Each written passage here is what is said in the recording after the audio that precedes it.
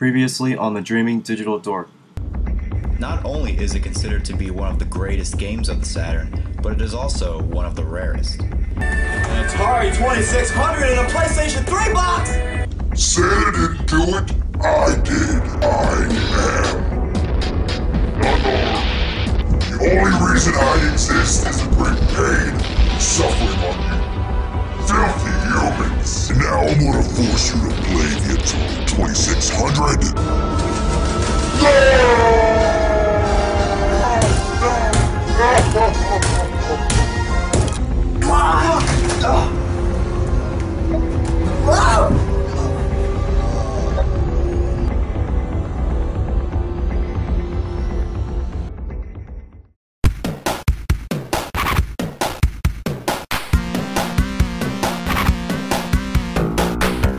Oh, Sega, you clumsy bastard. You have given us memorable arcade classics and Sonic on the Sega Genesis. Yet you gave us the Sega CD and the 32X add-on, which is a dumb idea. And not to mention their plugs are big and pointless. And why would Sega go back to cartridges on the 32X when they've already had the Sega CD, which was supposed to be their main focus in the first place? The Sega CD and the 32X are stupid! They're stupid! They're stupid! Stupid is, stupid does, sir. But after the lifespan of the Super Nintendo and the Sega Genesis were finally coming to an end, Sega would try to reinvent itself for the next generation of consoles in order to compete with the 3DO, the PlayStation, and the future release of the Nintendo 64. Their new console would start off the 32-bit, 64-bit wars, and that would be the Sega Saturn. Released in 1995, the Sega Saturn would be one of the first consoles to support CDs and feature at the time realistic movie-like graphics. But even with games that can't be played on any other console, the Saturn would get screwed in the console wars by Sega for many, many reasons. The first problem with the Saturn, in May of '95, after being released on the day it was revealed to the public, the Saturn would piss off retailers after Sega claimed that they would launch the Saturn on September 2nd of that year, which is infamously known as Saturn Day. The second problem was the built-in multi-CPUs and the 6 processors that made games difficult for programmers to create games for.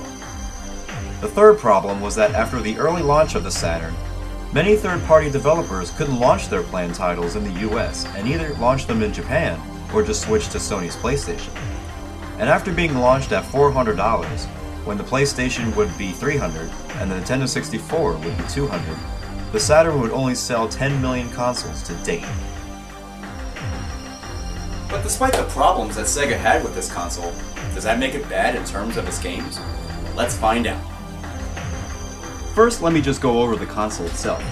There's a top loader on the top which requires a special memory card, which unfortunately I don't have. At first, I thought it was in order to play Genesis games, but it doesn't even fit.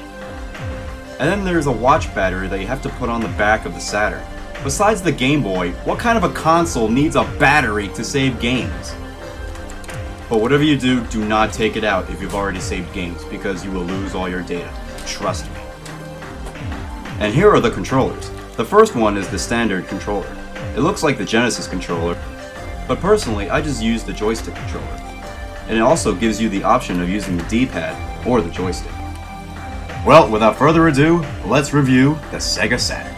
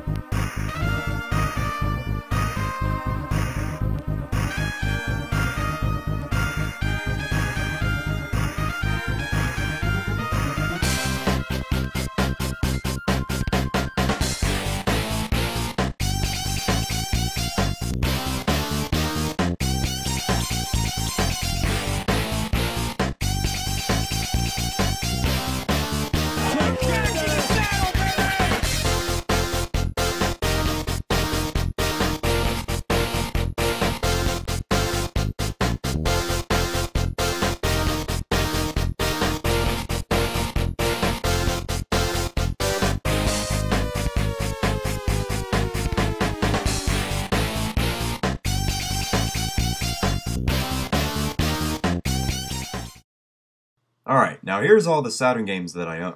I'm not going to review all the games, just the classics and personal favorites of mine. First to point out are the jewel cases. They're huge but awesome, and that's what makes them cool. Let's begin with Blazing Dragons.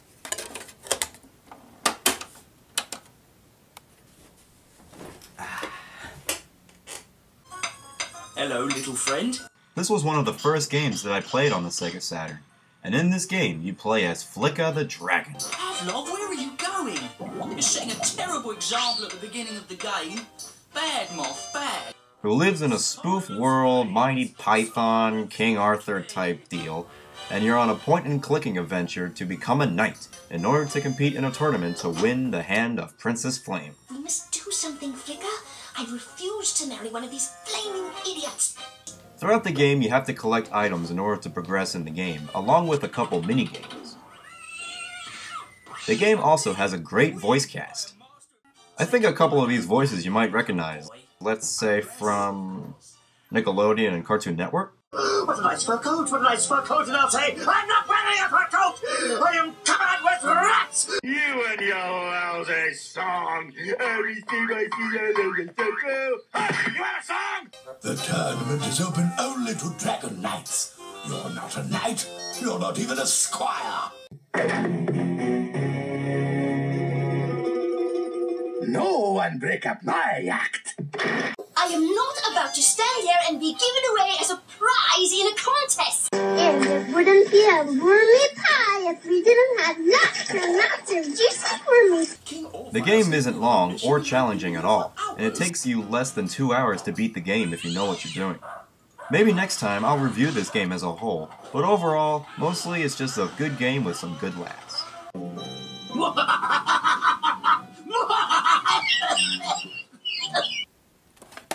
The next game is Bug.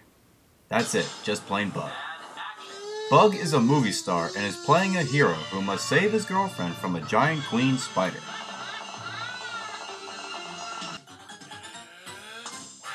The gameplay is kind of like a slower version of Mario and Sonic put together. You stomp on bugs, you collect blue coins and other goodies. Same old, same old. Speaking of Sonic, there's a crossover level between him and the bug when they race each other. And by judging the speed of the bug himself, he would get his ass kicked by Sonic any day. There are a few cool things about this game, like when the bug climbs a 3D wall, which is pretty cool I guess at the time. And there are a few funny voices. Bug juice! The most frustrating thing about this game are the levels. They are long and slow. The enemy bugs are a pain in the ass.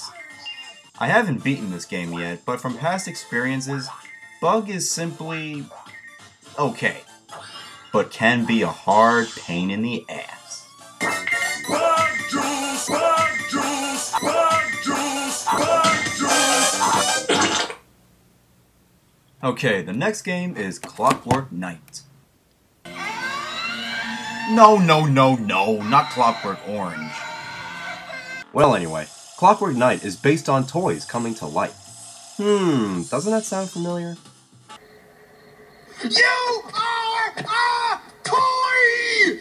You are a child's plaything! But instead of the toys coming to life by themselves, they have to be woken up by Chelsea, who disappears mysteriously, and without her, the toys can never wake up. So you play as the toy Sir Tongarga D. Pepperogadouche III. Well, screw it, I'm just gonna call him Sergeant Pepper. Not polite to point. And you must fight your way through evil, demonic toys in order to bring Chelsea back. You collect watches to increase your time, you collect turning keys to increase your health, and you stab all the toys with your key sword. There's really not much to say about this game. It's just a typical side-scroller, and it was just another memorable launch title for the Saturn.